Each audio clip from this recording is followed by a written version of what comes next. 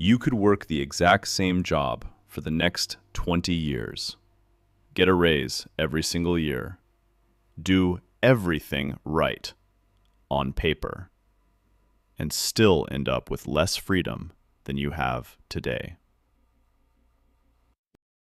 There are 10 levels of financial freedom. Right now, you don't know which one you're standing on. Meet Ryan. He's on level 1, and level 1 looks exactly like this. Before we go there, hit subscribe, because by the end of this video, you're going to want to know exactly where you stand, too. Ryan is 27. He works as a software engineer, and on paper, he's doing fine. His paycheck lands on the first of the month. For about 2 weeks. It feels like enough. Then the 15th comes around, and it's almost gone. Rent, groceries, a subscription he forgot he had, a dinner out because he'd had a hard week and figured he deserved it. He carries $3,200 in credit card debt. Not from anything reckless, just for months where the number didn't quite add up, and the card was there to cover the gap. He has no emergency fund. None. If his car broke down tomorrow, he wouldn't know where the money would come from. Ryan isn't broke because he's lazy. He's broke because no one ever showed him the levels above him. Level 1. Ryan is living paycheck to paycheck. The math never quite works, so the credit card becomes the difference between what he has and what he needs. It feels manageable. It feels temporary. It is neither. Every month he doesn't fix it, the interest quietly compounds against him, not for him, against him. That's the real cost of level 1, not the debt itself. The months it buys him to keep avoiding the problem. Level 2. Ryan decides to get serious. He starts throwing extra money at the credit card balance. It's working, slowly. The number is dropping. He feels proud of himself for the first time in a long time. Then his car breaks down. $900 for a transmission repair he didn't see coming. He has nowhere to pull that money from except the card he was just paying off. In one afternoon, months of progress disappear. This is the trap almost nobody warns you about. Paying down debt without an emergency fund isn't a plan. It's a countdown to the next emergency. Level 3. Ryan starts over, but smarter this time. He builds a small cushion first, $1,000, sitting untouched in a separate account. It's not much, but the next time something goes wrong, it won't wipe him out. He stopped the bleeding. He should feel ready to move forward. Instead, he freezes. Every time he thinks about opening an investment account, he pictures the market crashing the week after he puts money in. So he waits. And waits. Not because he's careless, because he's afraid of doing it wrong. What he doesn't realize is that the waiting has a price too. It's just invisible. It doesn't show up on a statement. It shows up years later, in the growth that never happened. By level 3, Ryan has stopped the bleeding. But stopping the bleeding isn't the same as building wealth. Level 4. Ryan finally opens a brokerage account. He's proud of himself again. He has a group chat. A coworker mentions a stock that's about to take off. A friend from college says he doubled his money in a month. So Ryan puts in a chunk of his savings, chasing something he doesn't fully understand. It drops. Then it drops again. He watches the number turn red every day until he can't stand it anymore, and he sells at a loss just to make the feelings stop. He didn't lose because investing doesn't work. He lost because he never had a strategy, just a reaction to other people's excitement. Level 5. Something shifts. Ryan starts actually learning not a hot tip, but the basics. Asset allocation, diversification. He picks a simple index fund and commits to putting money in every single month, regardless of what the market is doing. It's not exciting. Some months the balance goes down, and he has to sit with that discomfort. But for the first time, he has a system instead of a feeling. Level 6. And then impatience creeps back in. The gains from index investing feel too slow. Ryan hears about people using borrowed money to amplify their returns, and he tells himself he's disciplined enough to handle it. He isn't. The market turns.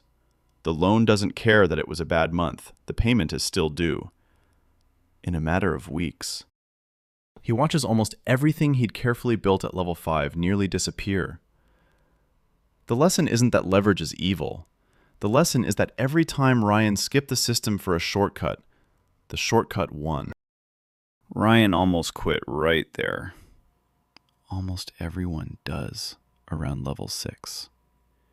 This is where the story usually ends, but it's also where the truth begins. Here's what Ryan believed, without ever saying it out loud. That the people who reach the top levels of financial freedom must have had one great win. A lucky stock, a perfect year, a single decision that changed everything. That belief is the reason he kept quitting. Because it isn't true. The people who reached the highest levels didn't win one big hand. They just never left the table.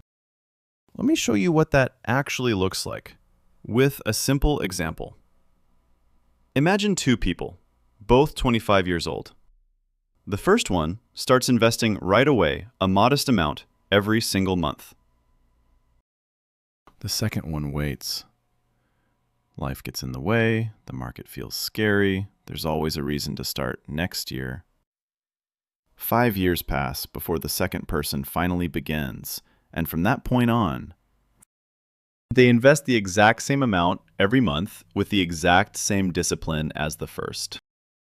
By the time they're both 60, the person who started 5 years earlier ends up with meaningfully more, not because they invested more money out of pocket, but because their money had 5 extra years to grow on top of itself.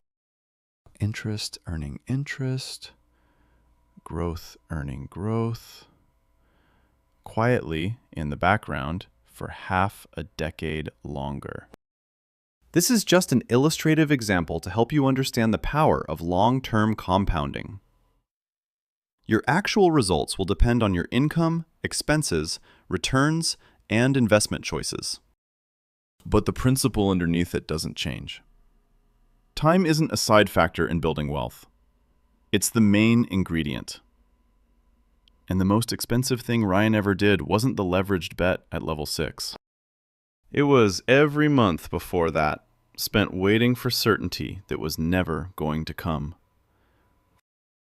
The people at level 10 didn't get there because they were smarter than everyone else. Or braver, or luckier. They got there because they kept showing up, through boring months, through red months, through months where nothing seemed to be happening at all. Wealth, it turns out, isn't built. It's compounded, quietly, patiently, by people who simply refused to walk away. Once Ryan understood that, everything after level 6 looked different. Level 7. Ryan builds his emergency fund up to 6 months of expenses. His investments are spread across a diversified set of index funds. Not one hot pick. And he sets up automatic transfers, so saving isn't something he has to remember to do, it just happens. Quietly. Every payday. Whether he's paying attention or not. Level 8. The account balances start doing something new. Dividends land.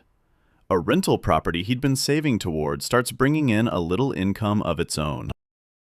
It's not enough to live on yet, but for the first time, money that isn't tied to his job is helping cover his bills. That shift changes something in him. A quiet sense that he's no longer the only engine driving this forward. Level 9. Ryan reaches what some people call coast-fi. He doesn't need to add another dollar to his investments for the rest of his life. What he's already built, left alone to grow, is on track to fully fund his retirement on schedule. He could stop contributing tomorrow and still get there. He doesn't stop. But knowing he could changes the way he sleeps at night. Level 10. Full financial independence. Ryan's income from work becomes optional, not required. The stress that used to sit underneath every decision, every bill, every emergency, every what if is simply gone. He starts thinking further ahead than himself, what he might one day pass on to his own kids. Not out of guilt, but out of the same quiet discipline that got him here. None of this happened in one leap. Every level was built on the one before it. Ryan's story isn't rare because of luck. It's rare because most people quit before level 5. Somewhere, right now, a 22-year-old is opening a savings account for the first time. They don't have it all figured out. They don't need to. They just need to know their level and take the next step from there. You don't have to know everything. You just have to start. Tell me in the comments, which level are you on right now?